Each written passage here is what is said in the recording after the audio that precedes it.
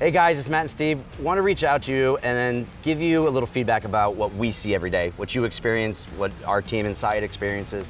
And the topic is new to the industry, owner-operators getting their own authority who are very green, don't have experience, and they're going all in getting their authority. Now the issue with that, in our opinion, is that the costs, the unknown, the requirements of you are so great that it's extremely difficult if you are not immediately growing your fleet. That means getting more trucks of your own or hiring on owner-operators. Now, if you know anything about this business, you know that carrier insurance for primary liability is outrageous. Prices are through the roof. We've seen anywhere for new entities that the premium for a single truck could be upwards of $40,000, and they require anywhere from 20, 35% down or even more. That's a lot of money. If you go and lease onto a company, right, run under someone else's authority, the startup capital is significantly less.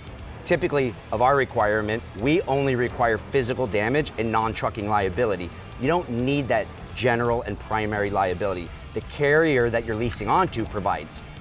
The startup cost for that insurance is anywhere from $300 to $450 a month, and you only make one payment, right? So $10,000, $15,000, $20,000 in insurance or $400. Now getting into a truck, it's all about with as little money down as possible. Get in the truck, get running, understand, are you comfortable with the lifestyle? Do you understand the freight? Do you understand do you want to stay in the business, right? Can you make money?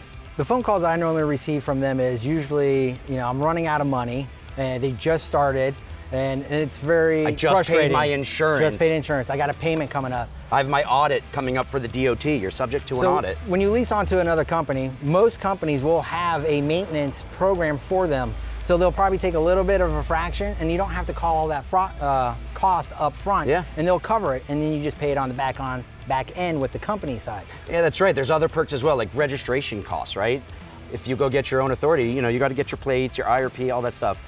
A lot of companies that we see offer perks to sign on as an owner operator. They'll lay out the cost for the plate. They'll lay out, the registry, all those miscellaneous costs that you would be responsible for.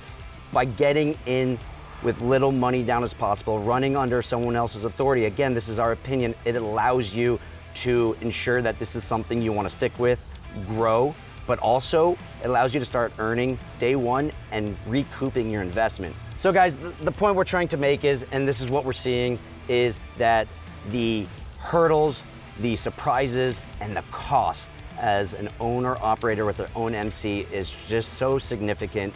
It's our opinion that we see a greater success when you enter the market as an owner-operator, right?